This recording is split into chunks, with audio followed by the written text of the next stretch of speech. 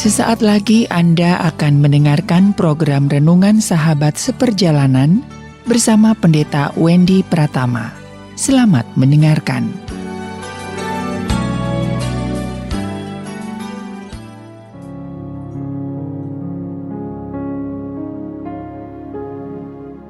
Selamat berjumpa kembali dalam layanan audio Sahabat Seperjalanan. Hari ini adalah hari Minggu 10 Maret 2024. Tema renungan saat teduh kita dengan judul Berbuat dan Berbuah. Firman Tuhan terambil dalam Markus 11 ayat 12 sampai dengan ke-14. Keesokan harinya, sesudah Yesus dan ke-12 muridnya meninggalkan Betania, Yesus merasa lapar. Dan dari jauh ia melihat pohon ara yang sudah berdaun. Ia mendekatinya untuk melihat kalau ia mendapat apa-apa dari pohon itu. Tetapi waktu itu tiba di situ, ia tidak mendapat apa-apa selain daun-daun saja, sebab memang bukan musim buah ara. Maka katanya kepada pohon itu, "Jangan lagi seorang pun makan buahmu selama-lamanya." Dan murid-muridnya pun mendengarnya. Mari kita berdoa. Bapa yang di dalam surga, kami terus belajar kebenaran firman Allah, apa yang Tuhan ingin ajarkan, khususnya daripada peristiwa Yesus mengutuk pohon buah ara. Dalam nama Tuhan Yesus kami berdoa, amin. Shalom sahabat seperjalanan yang dikasihi Tuhan. Berbuat dan berbuah. Berbuat tentu adalah tindakan yang dilakukan oleh manusia, tetapi berbuah adalah tindakan yang dilakukan oleh pohon. Yang cukup menarik antara tanaman dengan manusia, tanaman akan mengikuti patuh dengan proses yang ada. Sedangkan manusia, kalaupun diberikan yang baik, belum tentu melakukan yang baik. Kalau tanaman diperhatikan, tanaman itu diberikan air yang cukup, vitamin yang cukup, pupuk yang cukup, semua unsur untuk mengalami sebuah proses pertumbuhan, maka tanaman akan taat. Tanaman akan mati kalau kemudian tidak mendapatkan dukungan yang baik.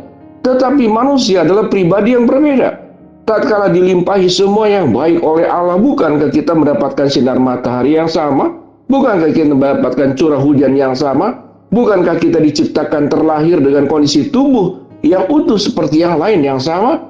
Semuanya serba sama. Semuanya diberikan benih yang terbaik dari Allah. Tetapi pertumbuhan manusia itu tidak selalu baik. Mengapa? Karena di dalam diri manusia ada yang namanya kehendak bebas. Ada yang namanya free will. Dia boleh taat, dia boleh tidak. Pilihannya tergantung daripada manusia itu sendiri.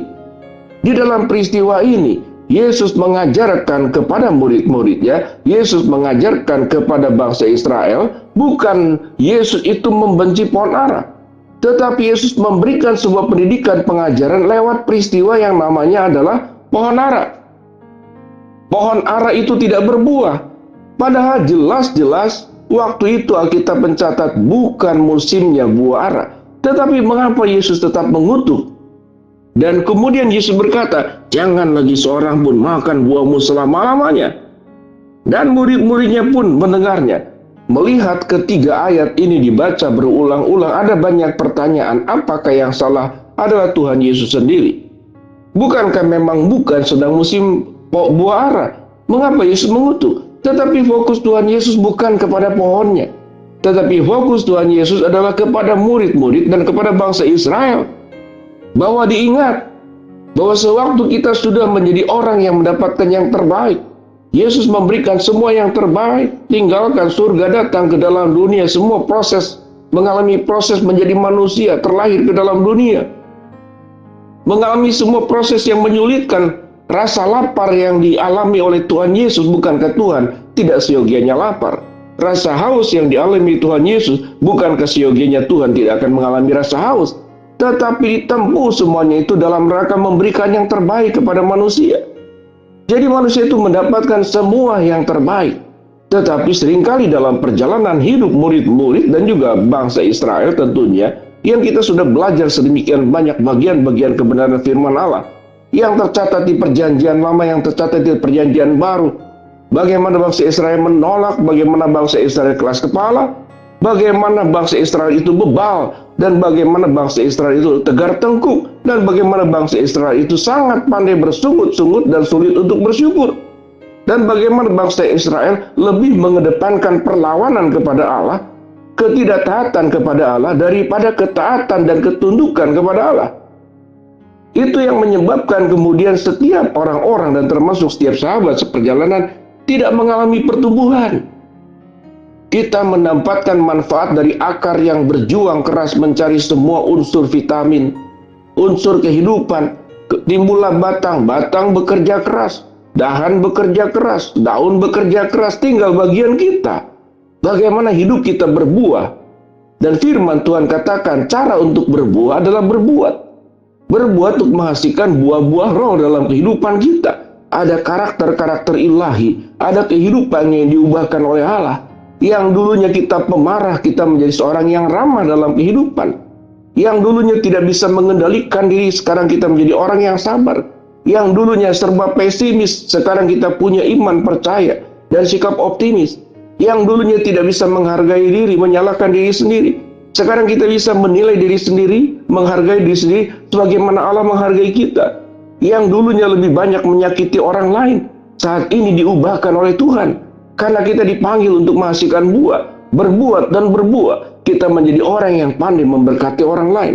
Kita menjadi orang yang kemudian bisa menjadi inspirasi buat banyak orang lain.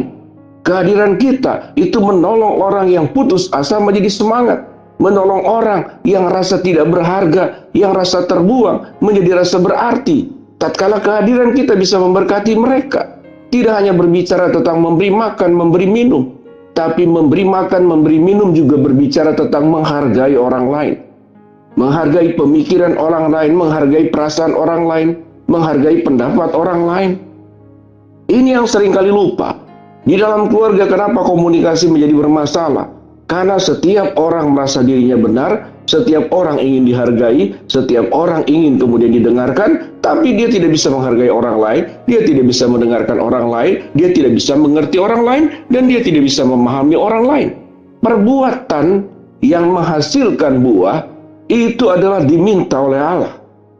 Kalau kemudian Yesus mengatakan mengutuk, ada sebuah pertanyaan, Yesus itu Allah yang maha kasih atau Allah yang mengutuk? Ada banyak hal kita bisa belajar dalam kehidupan parenting. Seringkali kita pun juga mengucapkan kata-kata keras kepada anak kita. Tujuannya bukan ingin mendidik keras, untuk melakukan kekerasan, tetapi untuk mengingatkan. Seringkali pecut, seringkali tongkat, itu jauh lebih baik mengingatkan manusia yang bebal daripada kata-kata yang lembut. Dalam hal ini memang kata-kata yang disampaikan oleh Tuhan Yesus nampak sedemikian keras. Engkau aku kutuk, dan engkau tidak akan berbuah selama-lamanya. Tetapi kita percaya bahwa itu bukan tujuan utama Tuhan Yesus mengutuk kita. Tetapi agar kita mengalami sebuah perubahan. Kita menjadi orang yang tidak hanya bicara, tapi berbuat. Kita tidak hanya orang yang menempel pada dahan, mengambil manfaat pada akar, mengambil manfaat pada ranting, mengambil manfaat pada daun. Tapi kita tidak berbuah. Dengan demikian sahabat perjalanan, biarlah refleksi kebenaran firman Allah ini menolong kita. Kita tidak hanya orang yang menempel mendapatkan berkat, tapi kita bisa menghasilkan buah. Dengan cara bagaimana? Dengan cara berbuat. Mari kita berjuang, merubah perbuatan-perbuatan kita dalam cara berpikir, cara berbicara, cara merasa, cara bersikap, cara memperlakukan orang lain dengan sebaik-baiknya. Sehingga kita benar-benar menjadi pohon ara yang berbuah, menjadi pohon ara yang bisa memberkati orang lain yang sedang lapar, memberkati orang lain yang sedang membutuhkan. Sahabat seperjalanan, hidup cuma satu kali. Marilah kita berbuat hal yang terbaik, dan kita menghasilkan buah yang terbaik untuk kemuliaan Tuhan, dan engkau akan diberkati kehidupanmu. Mari kita berdoa. Bapa dalam surga, terima kasih buat kebenaran firman Allah yang sudah kami pelajari. Hamba berdoa buat sahabat seperjalanan yang sedang sakit, Tuhan jamah sembuhkan. Sahabat seperjalanan yang sedang menghadapi masalah, Tuhan bukakan jalan.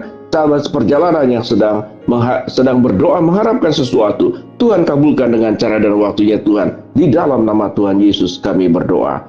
Shalom sahabat seperjalanan, selamat berbuat dan selamat berbuah. Amin.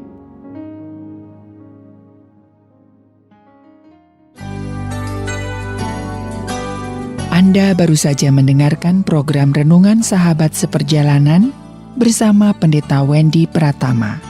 Terima kasih atas perhatian Anda. Tuhan Yesus memberkati.